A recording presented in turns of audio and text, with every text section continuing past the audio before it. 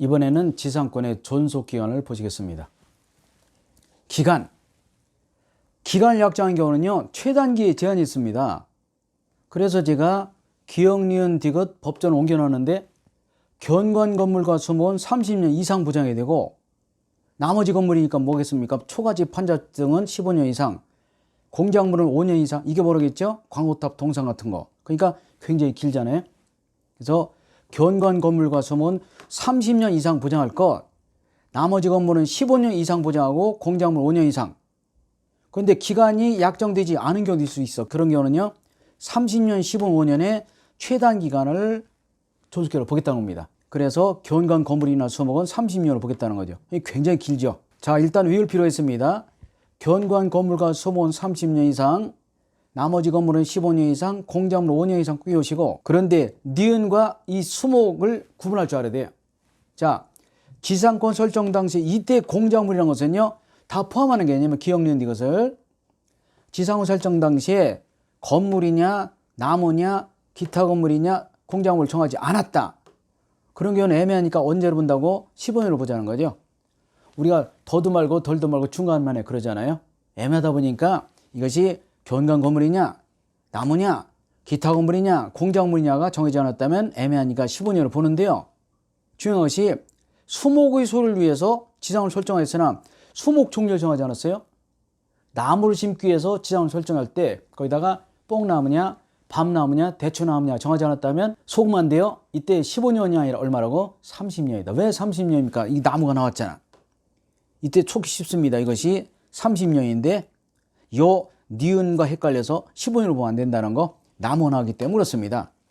건물 짓기로 했는데 10층이냐 20층이냐 정하지 않았다. 얼마? 그런 건 30년이겠죠. 견관 건물이니까. 그런데 기존 건물, 이미 있던 건물을 사용하기 위해서 지상을 설정한 경우는 이 기간이 적용되지 않습니다. 지상권은 나대지에 건물, 공작물, 수목을 짓고 심어서 소유하려고 인정되기 때문에 이미 있던 건물의 사용 목적으로 설정된 경우는 적용되지 않는다는 거. 특히 지상기간 연구만 가능하다. 이게 결정적인 흠이죠. 흠이라기보다는 우리 일정 안 맞죠?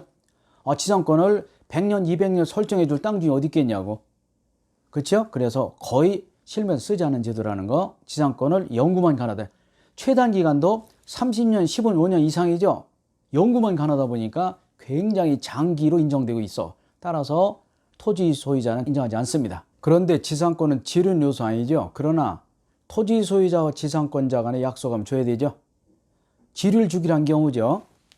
토지 소유자가 지상권자 2년 이상의 지류 연체를 이유해서 소멸종료한 경우는요, 바로 뒤에 이어나오지만 매수청 인정되지 않습니다. 정상적으로 지상권이 끝난 경우에 지상물 매수청 인정되지, 지류 연체를 이유해서 지상권이 소멸된 경우는 지상물을 사달라 그런 걸 인정되지 않는다는 거.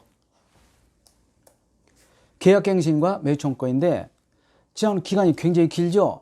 길지만 기간이 약정된 경우는 기간이 끝난 경우 있겠죠. 그래서 지상권이 기간 만료 끝나고 지상물이 현존한 경우는요, 지상권자는 땅 주인 즉 지상권 설정자에게 지상권의 갱신을 청구할 수 있어 없어요? 있습니다.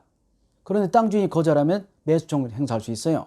그래서 갱신해달라라는 것은 청구권이고 매수청구는 형성권인데, 지상권이 정상적으로 끝나고 그리고 토지에 지상물이 있다면 갱신을 청구할 수 있고, 문제는 지상권 설정자 즉 토지 소유자가 갱신을 해주면 문제되지 않지만 갱신을 거절할 때는 지상권자는 즉각 지상물의 매수를 청구할 수 있습니다. 그러면 그 날짜에 매매가 된 것으로 간주한다. 왜냐하면 지상물 매수 청구권은 형성권이기 때문에 그날 즉각 효력이 발생하기 때문에 그렇습니다.